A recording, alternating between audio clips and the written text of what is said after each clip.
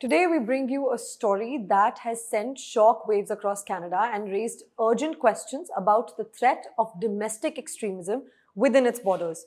In a dramatic announcement, the Royal Canadian Mounted Police revealed they have thwarted what they described as a major domestic terrorism plot, one that involved a cache of weapons unlike anything seen before in the country's history. Quebec has seen a separatist movement growing stronger by the day. The movement continues to gain and lose momentum time and again, but this specific incident shows how much of a real threat this is for Canada. Let's break down what happened.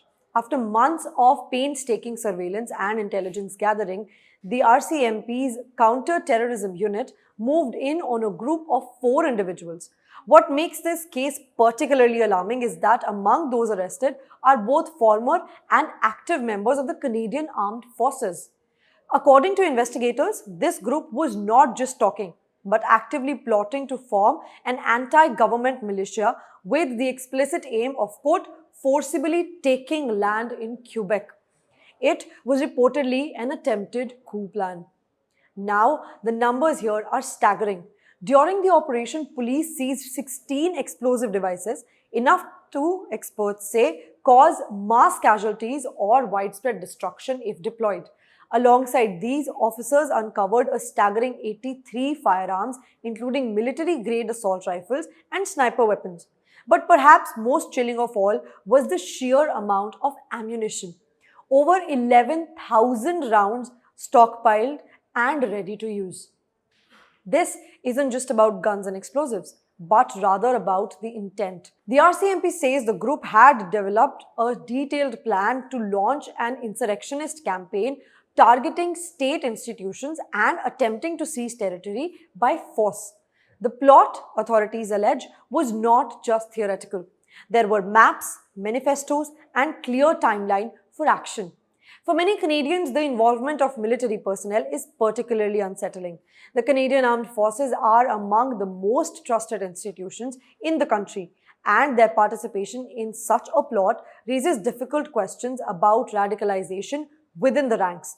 The Department of National Defense has already launched an internal review, and military officials have pledged full cooperation with the ongoing investigation. Let's put this in context. Canada has long prided itself on being a peaceful, stable democracy, relatively insulated from the kinds of domestic terror threats that have plagued other nations. But the numbers tell a completely different story.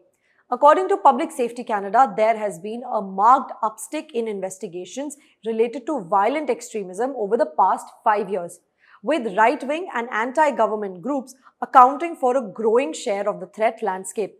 In 2024 alone, police reported over 200 incidents linked to ideologically motivated violent extremism, or IMVE as we call it, a figure that has doubled since 2020.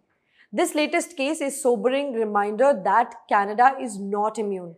The scale of the weapon cache, the military training of those involved, and the explicit goal of territorial insurrection all point to a level of organization and ambition that is rare but not unprecedented. In fact, experts have been warning for years about the risk posed by small, well-armed groups with military experience and extremist ideologies.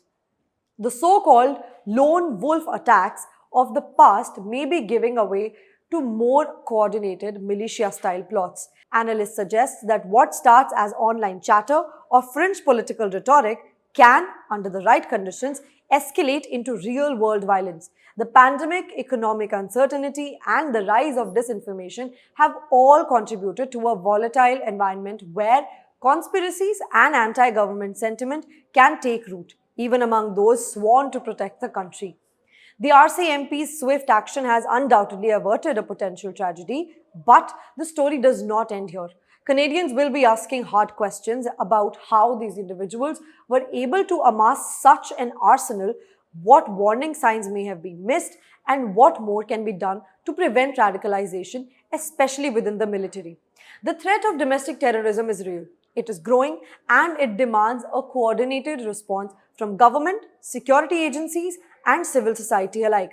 The rise of ideologically motivated violent extremism is a growing concern in Canada, affecting various levels of society. Since COVID-19 pandemic, such activities have been fueled by extreme anti-authority and anti-government rhetoric. The Canadian Security Intelligence Services, or CSIS, has highlighted IMVE as a significant societal issue requiring a comprehensive government approach. Stay with us for continued coverage on this developing story. I am Gunjan Handa for the Asian Chronicle.